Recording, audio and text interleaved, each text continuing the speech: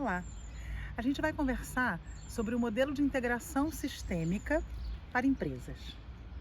Eu sou comunicóloga, muitos me conhecem como terapeuta, mas tenho uma longa trajetória na área de comunicação empresarial.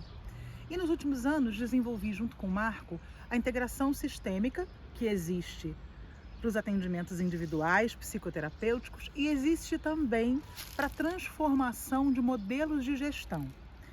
A capacitação de integração sistêmica organizacional, ela pode acontecer de várias formas, mas ela é principalmente direcionada a esse objetivo: transformar os paradigmas da cultura organizacional de modelos hierárquicos ou mais hierarquizados para modelos cooperativos.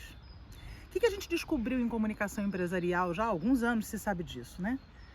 Não adianta a gente vir com relatórios, informes, ordens verbais ou escritas e dizer para as pessoas que elas têm que mudar, que elas têm que implementar, que elas têm que fazer, que elas têm que acontecer daquele jeito que o gestor determinou, que a gestora disse que tem que ser. Por que não adianta? Porque a maior parte dos nossos comportamentos são introjetados. São comportamentos conscientes e inconscientes que vão tecendo essas redes, chamadas redes informais, que acontecem dentro das empresas.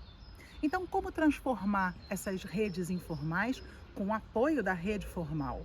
A rede formal são os protocolos, os documentos, as determinações, as diretrizes, as necessidades identificadas pelos líderes. As redes informais são aqueles vínculos que vão acontecendo no dia a dia e que acabam que são o grande pilar de execução e de implementação dos projetos. Numa grande empresa, numa média empresa, numa pequena empresa também. Então, como concatenar? Como encontrar essa interseção?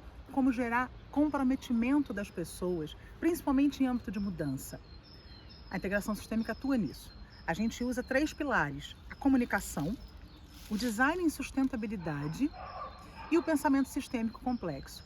Então nós vamos primeiro, são 3 fases também, são 3 pilares e 3 fases de trabalho. Nós vamos primeiro fazer um mapeamento. Que empresa é aquela? Quem são aquelas pessoas? Como é que aquela empresa existe na rede formal? Como é que ela existe na rede informal? Para isso são usadas reuniões, entrevistas, algumas rodas sistêmicas de conversa, algumas constelações estruturais, algumas dinâmicas de visão sistêmica e outras técnicas que a gente vai usando para saber que organismo é aquele. Nós entendemos as empresas como organismos vivos. Depois, a gente passa para uma fase de implementação daquilo que a gente identificou como necessário. A gente vai usar as técnicas, também seguindo essa percepção de organismo vivo, para que a implementação daquilo que é novo, daquilo que é necessário, aconteça de dentro para fora, tanto das pessoas como do organismo da empresa como um todo. E aí cada caso é um caso, mas as técnicas vão ser técnicas do design de sustentabilidade com base no Gaia Education. Essa parte está mais ligada ao Marco Lírio, da própria comunicação organizacional e principalmente das dinâmicas sistêmicas e de comunicação não violenta.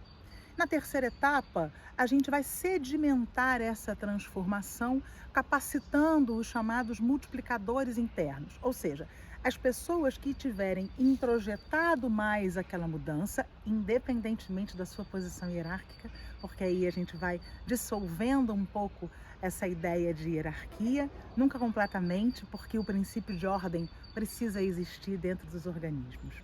Eu fiz um resumo do que é a integração sistêmica em âmbito organizacional. Convido quem quiser a conversar mais sobre isso com a gente, mandando uma mensagem, fazendo alguma pergunta, para que a gente possa interagir e desenvolver esse saber, que é um desenvolvimento contínuo, porque a gente está falando de vida, está falando de ser humano, mesmo sendo uma empresa que tem lá o seu CNPJ, que tem lá a sua pessoa coletiva, como chama em Portugal, seja como for, a gente está falando de pessoas. Um beijo, muito obrigada.